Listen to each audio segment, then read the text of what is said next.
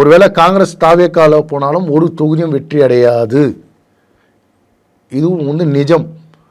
யாருக்கு போட்டின்னு பார்க்க போனால் திமுக கூட்டணிக்கும் என்டிஏ கூட்டணிக்கு தான் போட்டி. நேரடியாகவே சொல்கிறேன். இல்லை சீமான் கூட வந்து ஒன்றும் கிடையாது. 15 வருஷமாக சும்மா வந்து போயிட்டு வந்து பண்ணனா சீமான் கூட யாராவது தொடர்ச்சியாக இருந்து நீங்கள் பார்த்துருக்கிறீங்களா?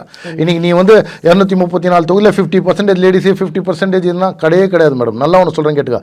மக்களுக்கு நல்லது பண்ணனா கேட்டால் இப்படி தான் நீங்கள் இப்போ சொல்கிறேன். அடுத்த சீமான் வந்து இந்த 5 வருஷம் மட்டும் அவருக்கு இன்னும் 5 வருஷம் 8 வருஷத்தில் வயசாகிட்டு போயிடும் சீமானுக்கு.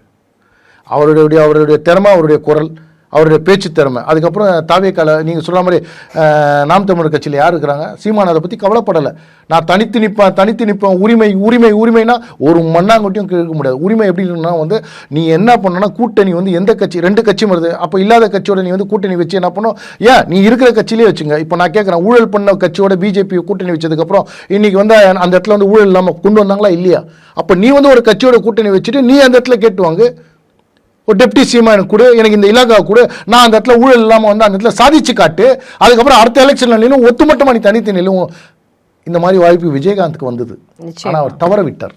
அதனால் வந்து மக்களை ஏமாற்ற வந்து சீமான் பின்னாடி போனால் பைத்தியக்காரங்க தான் ஆவாங்க. சீமான் நல்லா செல்வ செழிப்பாக தான் இருக்கிறாங்க. ஆனால் அவரை கூட நம்பி போகிற இந்த 234 வேட்பாளர்களும் நீங்கள் வேணா பாருங்கள், நாளைக்கு கடங்கால ஆகி ரோடுக்கு தான் வந்து நிற்பாங்க. அந்த நிலைமை தான் இன்றைக்கி விஜய் கட்சியிலும் இருக்குது. விஜய் கட்சியில் நான் அன்றைக்கும் சொல்கிறேன், இன்றைக்கும் சொல்கிறேன். எதனால் வந்து விஜய் கட்சியோடையனா விஜய் தொண்டர்களுக்கு வந்து என்ன ஒன்றா வந்து விஜய் முக்கியத்துவம் கொடுக்கணும்னா முடியாது. ஏன்னா தேர்தல் செலவுக்கு விஜய் அங்கே வந்து பணம் கொடுக்கல. அப்படியே அந்த தொண்டர்கள்னால் அவங்ககிட்ட பணம் இல்லை, எப்படி அவன் எலெக்ஷனை சந்திப்பான்? நான் கேட்குறேன். அப்போ என்ன ஆகும்னா பணம் செல்வந்தர்களை வந்து கூப்பிட்டு சீட்டு வந்து கொடுக்கப்படும். அவங்களுக்கு வந்து வேறு வாய்ப்பு இல்லாதால அவங்க தொண்டர்களை விஜய் கட்சி தோற்கடிக்கப்படும். நிம்மதியாக அவர் வந்து படம் பார்த்துட்டு அவர் இப்போ கூட சொல்கிறேன், அவர் வெறும் டெஸ்ட் பண்ணதுக்கு தான் வந்துக்கிறார் கட்சியில். இதில் தோத்துட்டான்னா விஜய் கரியரே காலி மேடம்.